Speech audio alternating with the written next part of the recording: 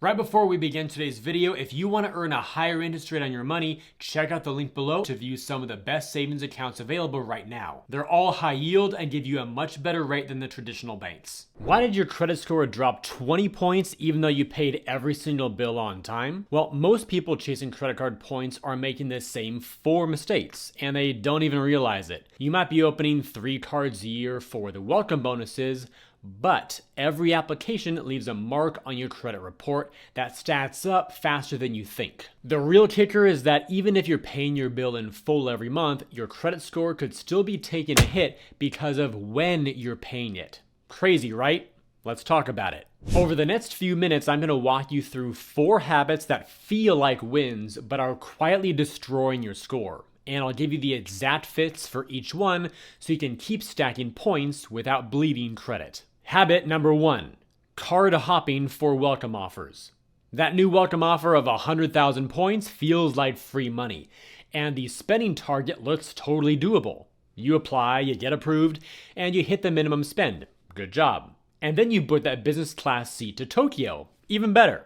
But the problem is that most of the time, each new application triggers a hard inquiry on your credit report, and that can lead to a credit score that keeps going down, at least temporarily. The score drop can be quite dramatic if you're in the earlier stages of building your score, but even after you've got a few years of history, your score could still drop 1 to 5 points from a new application. Now, 5 points doesn't sound like much, but if you're opening, say, 3 cards in 6 months, that could be 15 points wiped off your score in the short term. Those hard inquiries stay on your report for up to 2 years, and they're visible to every lender who looks at your file. On top of that, every new account you open drags down your average account age, which makes up 15% of your FICO score. Imagine you have 5 cards with an average age of 4 years. Then you open up 2 new ones in the same quarter. Overnight, your average account age gets cut almost in half, and that quickly pulls your score down for months. A lender looking at a report packed with recent inquiries sees someone who's chasing credit, possibly not using it responsibly, and that's exactly why they deny you for a premium card that you really wanted. I've got some good news for you though. The fix is dead simple. Set a personal cooldown period where you either go 6 to 12 months without applying for new cards, or perhaps apply at a slower rate, like 1 new card every 4 to 6 months. Pick your targets carefully. Go after the bonuses you value and you will actually use, and ignore the ones that just sound impressive. Your future self will thank you when you get approved for that next big offer without a second look from the bank's underwriting team. Remember, the credit bureaus don't care about your points balances. They care about stability and how you manage debt. And a flurry of new accounts looks like the opposite. So treat new applications more like a limited resource, and your score will stay strong enough to qualify for the offers that actually matter to you. I'll also add here that you don't need to be afraid of hard inquiries though, because they usually stop hurting your score after about just a year, and they completely fall off your report in 2 years. So if there are several card offers that you really want in a short time frame, it can still be okay to get them. A drop in your score doesn't have much of a real-world impact unless you need to keep the highest score possible to qualify for the best interest rates, like on a loan for a car or a house. If you're going to apply for a financial product like those in the near future that requires a great credit score, then it makes sense to enter a no new applications phase beforehand, ideally at least 6 months before. But if you're not about to go for a loan, then you don't have to be as strict. Now, having said all that, the damage isn't always from new cards you're opening. Sometimes it comes from the old ones you're closing. Habit 2, closing old credit cards. Here's a counterintuitive truth that plenty of people miss. That old card you opened back in college with like a $500 limit and no perks is actually helping your score right now. When you close it, you aren't just closing a piece of plastic. You're actually removing available credit from your total limit across all your cards, which instantly raises your credit utilization ratio even if your actual spending didn't change at all. Here's a quick example. If you have $2,000 in balances across $10,000 in total credit limits, your utilization is 2K divided by 10K, so 20%. If you close out that old $2,000 limit card, your available credit that you have total is now $8,000. So now that same $2,000 balance out of 8K now represents 25% of your limit, not 20%. And the higher that utilization goes, the more your credit score can drop. Closing an old account also shortens your average age of credit history, which makes up 15% of your credit score. So here's what you need to know. The bureaus want to see long, stable relationships, not a graveyard of closed accounts. But the good news is that the fix is easy. Keep old cards open even if you don't use them regularly. If the card has an annual fee that you don't want to pay, call up the issuer and ask to downgrade to a no-fee version instead. That preserves the actual account history you have and the credit limit without costing you a dime.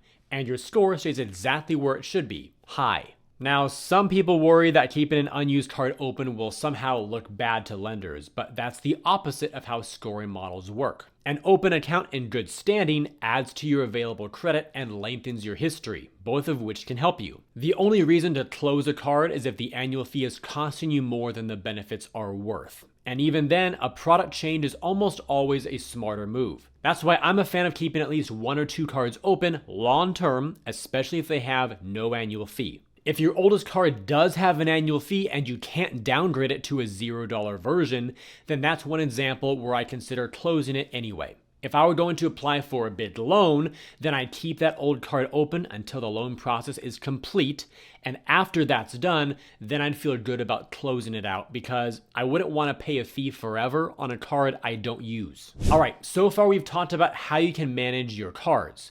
But now we need to look at how you handle your money with regards to your cards. Before we go into that though, I need to mention a different type of bad habit that can be equally as irritating as seeing your credit score go down: skipping out on regular pesticide treatments for your home. A big thanks to Pesty for sponsoring this portion of the video. Pesty is a do-it-yourself pest control service that delivers professional-grade, custom-formulated solutions directly to your door. Traditional exterminators love to charge hundreds of dollars and force you to wait around for them to walk through your house. Pesty fixes all of that. It starts at just $35 per treatment, which fits perfectly into a smart financial plan. They build a customized treatment around your specific location, season, and local climate, and everything arrives right to your doorstep in one kit. The pro-grade pesticide, a sprayer, a mixing bag, gloves, and easy-to-follow instructions. The application takes less than 10 minutes. It's so fast and simple, and I'm incredibly happy to say my spider count has been lower than ever since I started using it. Best of all, it's kid and pet friendly. Their trusted formulation is fully registered and has been used in hospitals and schools all over the country. They even offer a 100% bug-free guarantee, meaning if the bugs don't go away, you get a full refund. To get started, just go to my link down below, enter your location, and tell them what bugs are crashing your party. Scan the QR code on the screen or click that link down below in the description right now to get an extra 10% off your first order and stop letting bugs live rent-free in your house. Now let's get back to those other bad habits. Habit 3. Carrying a balance because it helps your credit score. This is the most expensive myth in personal finance that I can think of with your credit cards, and so many people fall for it every single year. Somewhere along the line, word got out that carrying a small balance from your card month to month actually helps your credit score. But guess what? It's a myth, and the math is brutally simple. Your credit score doesn't benefit from you paying interest to a bank. Payment history and credit utilization are what matter, and both of those factors are supported when you pay your statement balance in full and don't max out your credit limit. Now, before we move forward here, I like to clarify what carrying a balance actually means. It does not mean having a balance on your card day to day. What it does mean is when it's time to pay your bill, you pay less than the full amount due, and the portion you didn't pay off gets carried forward to the next month's billing cycle. And it's that unpaid balance that gets charged interest until you pay it off completely. So if you have an unpaid portion of like $3,000 that gets carried over month to month, and it's subject to an APR of like 22.83%, you're paying roughly $57 a month in interest for exactly zero credit benefit. Over a year, that's close to $700 gone, and your score didn't move up a single point because of it. And if you do that across like 2 cards, now you're burning over $1,000 a year on a lie. In case you didn't know, a lot of people with exceptional FICO scores of 800 and higher have an average utilization of just 7.1%. That means they're using around 7% of their credit card limit when that balance gets reported to the bureaus once per month. Once that low balance gets reported, then they receive their bill and they pay their bill in full by the due date. One easy way to make sure you don't miss a payment is to set up auto pay for the full statement balance on every card that you've got and let the bank draft it automatically before the due date. You won't pay a penny in interest, your payment history stays perfect, and your utilization stays on the lower side. That's exactly what the bureaus want to see, and it's the single biggest move you can make to protect your score. Some folks think that a $0 balance looks suspicious, but that isn't exactly how the scoring models work either. You see, a $0 balance reported for a single month won't hurt you. The only risk is if every single card reports a $0 balance for many months in a row. That can cause your score to stall out because the bureaus need some activity to evaluate. Lastly, I'll mention that you don't need to carry even a small balance either. No balance, big or small, needs to be carried or charged interest for you to build a healthy credit score. So use the cards that you've got for a few purchases every month, pay them off in full, and your score will have everything that it needs to climb over time. But even if you pay your bill in full, there's one more mistake that can cause a lot of unnecessary pain. Habit 4, ignoring statement cut timing. This is the single most underappreciated credit score lever, and it's also the fastest one that you can fix. Here's why. Your credit card issuer reports your balance to the bureaus on the statement closing date, not your payment due date. And that's a crucial distinction that not enough people are talking about. It means that if you spend $4,000 on a $5,000 limit card and the billing cycle closes before you make a payment, the bureaus see 80% utilization on that card. Now, you might pay the bill in full 2 weeks later and avoid interest, but the damage to your score at that moment in time is already done. That high reported number can knock your score down by even 20 points or more overnight, and it stays on your report until the next billing cycle reports a lower balance. But this video wouldn't be complete without sharing some good news, and that is that the credit utilization of your cards is the single biggest factor in your FICO score at 30%. And unlike payment history, it can change in a single billing cycle. That makes it the fastest way to move your score in either direction, and you can do so with very little effort on your part. Are you all ready? Here is your game plan. Pay down your balance before the statement closing date, not just before the due date. For most people, that means making a mid-cycle payment a few days before the billing cycle closes. If you have a big purchase coming up, you could also split it across 2 different cards or pay half the balance down early so the statement closes with a lower number. And that's the key right here, to purposely lower your balance that gets reported. Once you start timing your payments this way, you can control what the bureaus see. And that puts you in the driver's seat. Here's how this plays out in real life with the normal scenario. You booked a $2,500 flight on your $5,000 limit card because you want the points. Your statement closes 5 days later, and the bank reports that $5,000 card as 50% utilized. Your score then drops like 20 points the next week. You then pay the card off in full before the due date, but the bureaus won't see that new $0 balance for another 3 to 4 weeks until the next cycle reports. That means you're walking around with a temporarily depressed score for a month or so, and if you happen to apply for a mortgage or an auto loan during that window, you could get a worse rate. The fix is to pay down the balance to under $500 before the statement closes. That keeps the reported utilization under 10% of a 5K limit card, which is where most people with an 800 plus score typically sit. Basically, it's a 2-payment approach. You do payment 1 at least several days before your billing cycle closes. That lowers your balance. Then you let the cycle close out.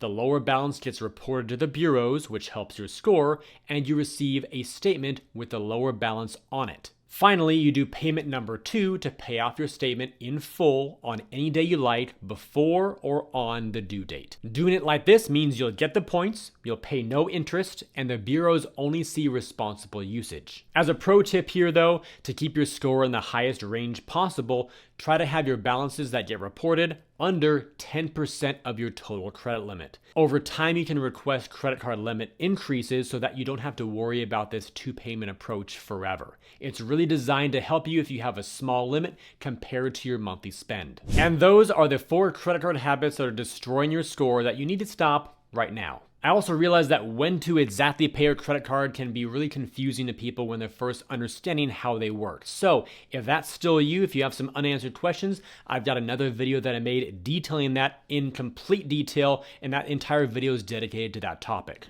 For anybody else looking to get some more points or rewards in their pocket, check out the links down below this video, one of which is to Rakuten, a great online shopping portal with a bid bonus running right now to earn $50 when you spend $50 or more in your first 90 days, and you can even switch that cash back over to earn Amex points if you prefer those for travel. Also, if you want me to keep you in the loop about great credit card offers as they become available and before they expire, sign up for my free credit card offer alerts. And if you want a smarter way to get rid of buds like a pro, be sure to check out Pesty as well. See you all in the next video.